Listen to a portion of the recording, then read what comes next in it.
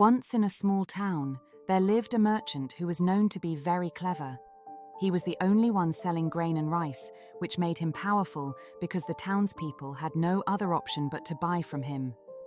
Taking advantage of this, the merchant would sell damaged and very small quantities of grain and rice to the people at high prices. Even though the people complained about the poor quality and insufficient amounts, they had no other choice but to buy from him. The merchant kept the best grain and rice for himself, always separating it from what he sold to the townspeople. He thought no one knew his secret, and he continued to make a lot of money by tricking the innocent villagers. However, one day, while the merchant was having his meal, he noticed something peculiar in his plate of food. It was filled with worms. Shocked and disgusted, he called his wife in a panic.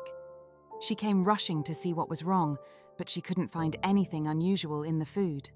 The merchant, unable to eat, left his meal that day. The following day, the same thing happened again.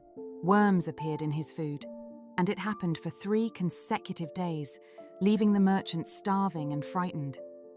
Desperate and on the verge of hunger, he made a heartfelt prayer to God, promising to never deceive the innocent villagers again if he could just have a proper meal without worms. Filled with remorse and guilt, the merchant decided to gather all the people from the village and reveal his wrongdoings. With a heavy heart, he confessed to his deceitful ways, apologized to everyone, and promised to change for the better. From that day forward, the merchant kept his word. He made a vow to provide the villagers with fresh and plentiful grain and rice, treating them fairly and honestly.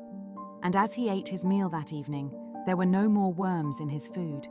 He felt grateful and relieved, realizing the hardships and compulsion he had imposed on the innocent people of the town.